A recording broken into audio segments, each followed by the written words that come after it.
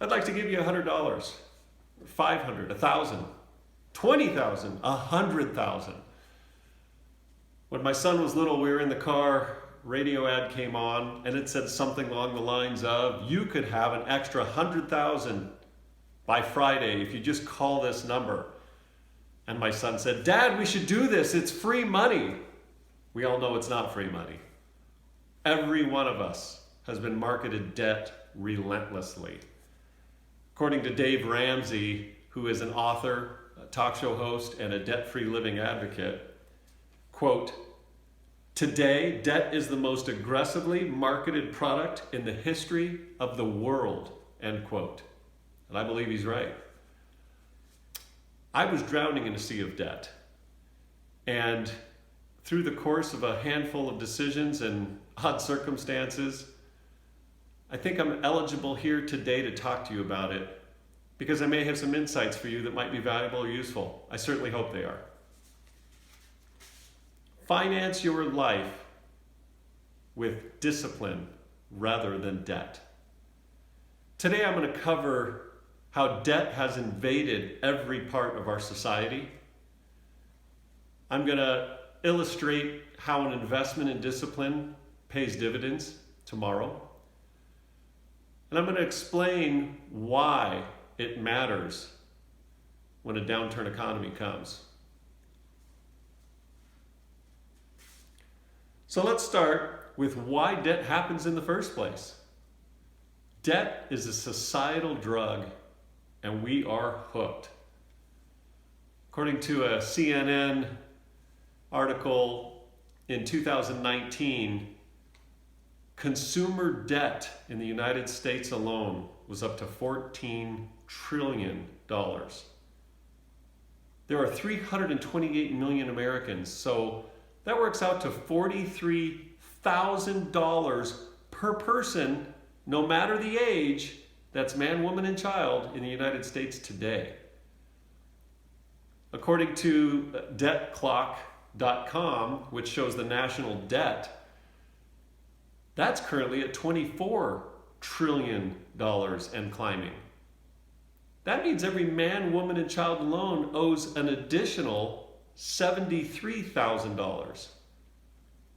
That's incredible. Okay. So now we know there's a lot of debt. We know it's probably not great.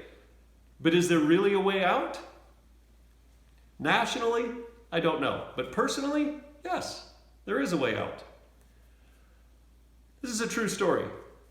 I'd been married for a while, owned a small business, and I was at a church meeting where the church wanted to borrow money to build a building. And I stood up in the meeting and said the church shouldn't do this.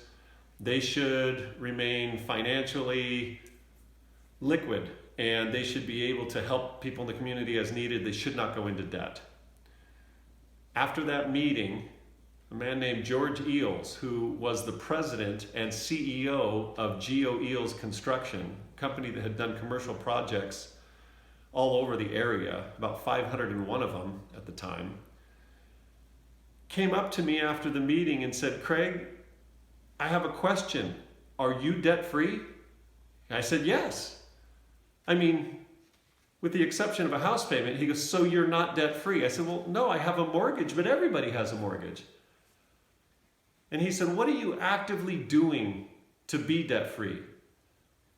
And I said, well, I'm making my payments. And he says, no, if you don't make your payments, they come and take everything away from you. What are you actively doing? And I said, well, we planned on making extra payments on the house. And he said, are you? At the time, I had to say no. I was buying toys and motorcycles, boats, an RV. He knew this. And I said, well, I guess nothing. And he said, then your problem is you do not have any credibility. You cannot tell somebody else to do something that you are not willing or actively doing yourself. This impacted me greatly. At that moment, my wife and I started a different course. We looked for anything that wasn't buttoned down, and we sold it. We put that money towards our mortgage, and that first payment, I was so excited to see. I had sold my beloved motorcycle and I couldn't wait to see how much less I owed Wells Fargo. And instead of this huge amount of debt, I now owed this huge amount of debt less this little tiny sliver. I felt cheated. But when I calculated it out, the payments, that single motorcycle paid off 7 years of $777 a month payments. And I couldn't figure out how that was possible. That's when I learned what debt really does. Fast forward, about 3 years later, my wife and I were completely debt-free. Our mortgage was paid for. We had sold off a bunch of stuff we didn't need. It really did create a different role for both her and I. So now let's look at why being debt-free actually matters. We thought we'd have a mortgage burning party. We thought we'd do all kinds of fun stuff. We never did any of that stuff. Because here is the reality. Shortly after we paid off the house and had zero debt, no car payments, no boat payments, no any payments, a little startup company called eBay came along and took away about 3/4 of my business's market share. Normally that'd be reason for a panic, but we noticed something odd. We still had food in the fridge. The lights were still on. We ate cheaper food, we drove old cars, we bought used clothes, but really our life didn't change much other than that.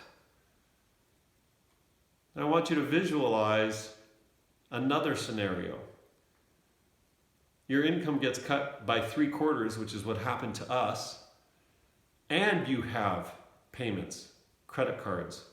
Somebody's knocking on your door, ringing your phone, sending you threatening letters constantly.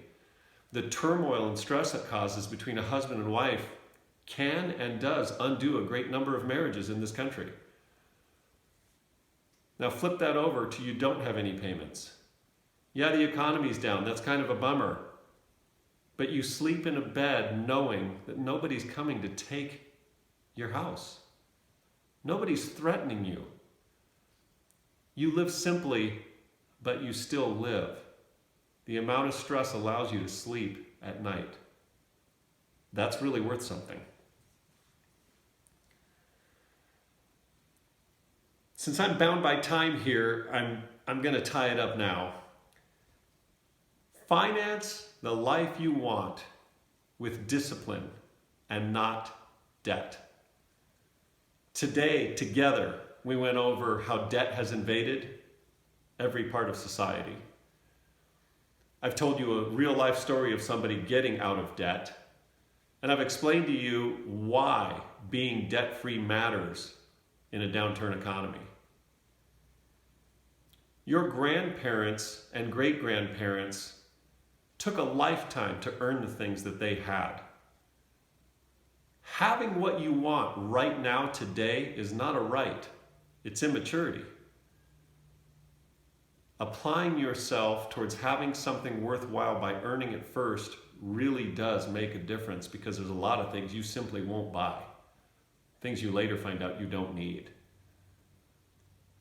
If you don't have a credit card, don't get one. If you do have a credit card, cut it up. I'm going to encourage you now to free yourself from debt any and every way that you possibly can.